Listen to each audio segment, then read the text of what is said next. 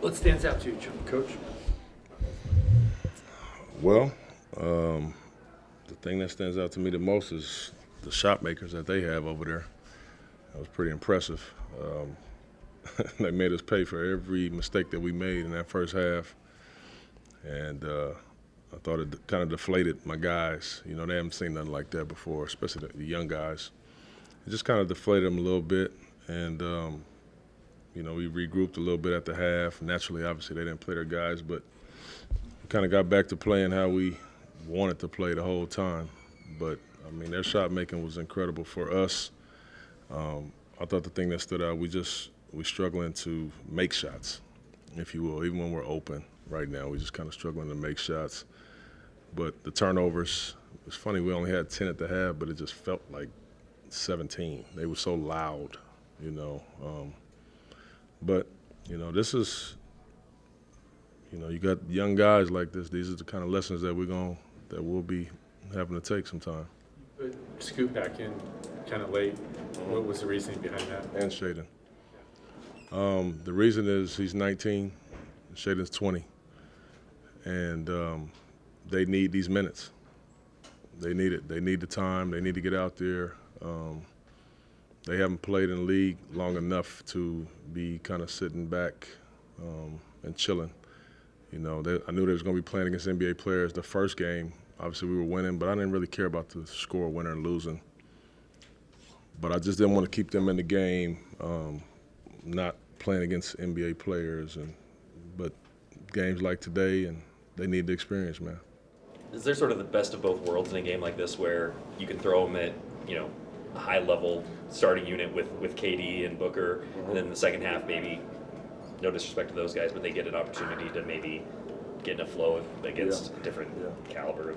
Well, Bill, what it gives us a chance to do is, to your point, is watch both halves on the tape, you know, and show Scoot some of the turnovers that he had and made, and you know, some of the shots that he took that he probably shouldn't have, and same with Shea.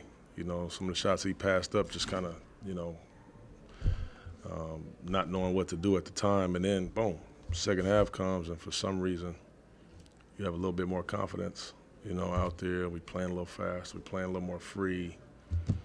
So more than anything, it gives us a chance as a staff to teach.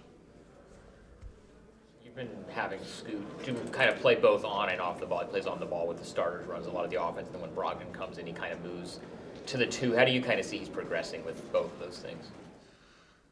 Well, it's probably new for him playing off the ball, but it is what it is. We got Ant on this team. We got Malcolm.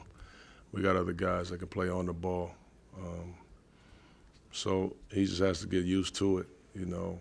But it will be an adjustment for him, you know, just kind of playing off of the ball. But to me, what I do, because I've, you know, obviously been there as a young player, you just try to play the position no matter where you're at on the floor. Just play the same way. Even though you might be off the ball, when you get it, you're going to have a lot of playmaking opportunities, you know. Just do what you do. But it's an adjustment, you know, and you got to understand he's playing against these good players for the first time. You know, it's probably the first time he's playing against players that's better than him pretty much every night, you know, or that are bigger and stronger and just as fast, and it's an adjustment. How do you feel about the tempo? You talk about kind of getting into more. It seems like in the particularly first quarter, you guys were getting into stuff. You know, a little I thought faster. we did. Our tempo, I thought our pace was really good in the first quarter. Second quarter, I thought we stopped passing the ball. You know, we didn't get the ball moving as much, and even defensively, our communication, you know, took a hit in the second quarter, which is why you have those. They made shots, but when we get 15 points. But when we do play that way and get the ball moving, you know, it just energizes everybody.